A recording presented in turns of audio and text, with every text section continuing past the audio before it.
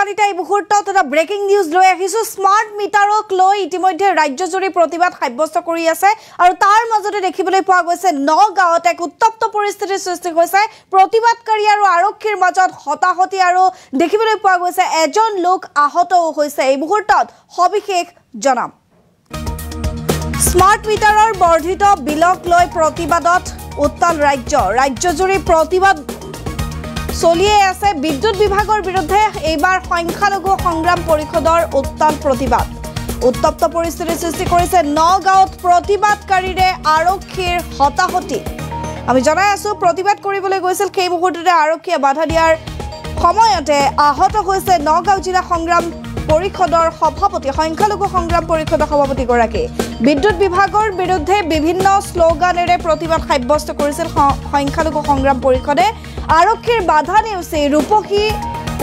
ৰাজচক্ৰ বিষয়াৰ প্ৰৱেশ দ্বাৰ ভাঙি চক্ৰ বিষয়াৰ কাৰ্যালয় প্ৰৱেশ কৰিছে আৰু স্মাৰ্ট মিটাৰৰ পৰিৱৰ্তে পুৰণা মিটাৰ লগোৱাৰ ব্যৱস্থা কৰাৰ দাবী উত্থাপন কৰিছে প্ৰতিবাদকাৰীয়ে অসমৰ শক্তি মন্ত্ৰীৰ পদত্যাগৰ দাবীৰে উত্তাল প্ৰতিবাদ সাব্যস্ত কৰিছে স্মাৰ্ট মিটাৰৰ বৰ্ধিত বিলক লৈ প্ৰতিবাদত উত্তাল হৈ পৰিছে ৰাজ্য আমি দৃশ্য দেখুৱাই আছো চাওক এয়া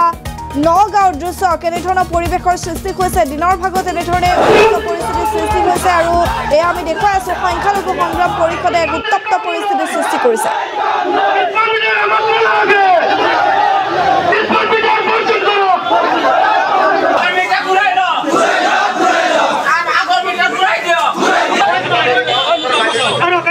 আগতকৈ আৰু বেছি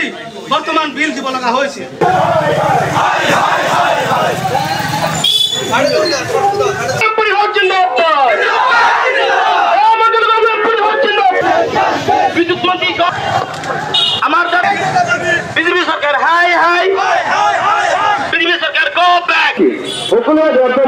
মুখ্যমন্ত্ৰী হৰবা মন্ত্ৰী তেখেতে প্ৰথমে পদত্যাগ কৰিব লাগে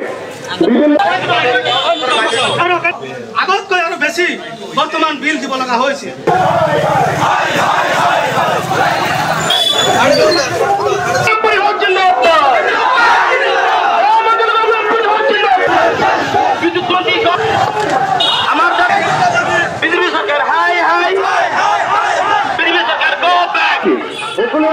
আৰু এনেধৰণে দেখিবলৈ পোৱা গৈছে নগাঁৱত বিদ্যুৎ বিভাগৰ বিৰুদ্ধে সংখ্যালঘু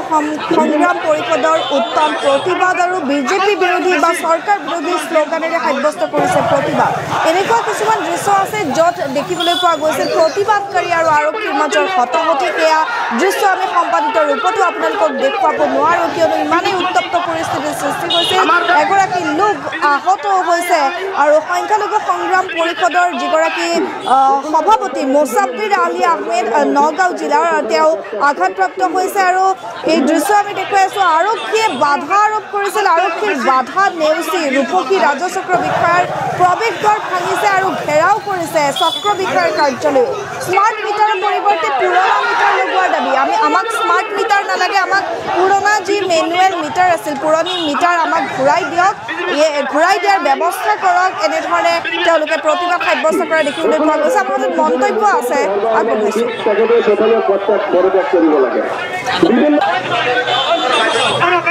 আগতকৈ আৰু বেছি বৰ্তমান বিল দিব লগা হৈছে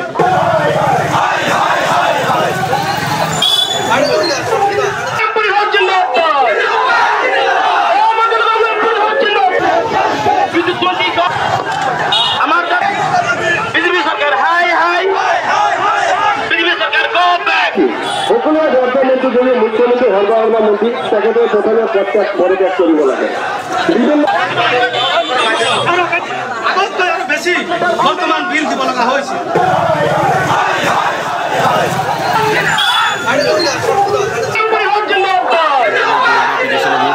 আৰু স্মাৰ্ট মিটাৰৰ বিৰুদ্ধে আপোনাক স্মাৰ্ট পৰ্টও দিছে এই সংক্ৰান্তত অকণ কওকচোন ৰাইজে যি সমস্যা এই সমস্যাটো আপোনালোকে অনুধাৱন কৰিব পাৰিছেনে বা প্ৰকৃততে এই সমস্যাটো হৈছেনে বাৰু আজি মই ক'ব বিচাৰোঁ যে তেওঁলোকে যিখিনি সমস্যাৰ সন্মুখীন হৈছে হয়তো তাৰ ভিতৰত আমি এনেকৈ জেনেৰেলাইজ কৰি বা সাধাৰণভাৱে ক'ব নোৱাৰোঁ যে সকলোৰে একেই সমস্যা আছে সকলোৰে বেলেগ বেলেগ ধৰণৰ সমস্যা হ'ব পাৰে আৰু এই সমস্যাখিনি চোৱাৰ দায়িত্বটো আমাৰ যিহেতু আমি চাম ব্যক্তিগতভাৱে এজন কনজিউমাৰ প্ৰব্লেম ছল্ভ কৰাটো এজন কনজিউমাৰ সমস্যা সমাধান কৰাটো আমাৰ দায়িত্ব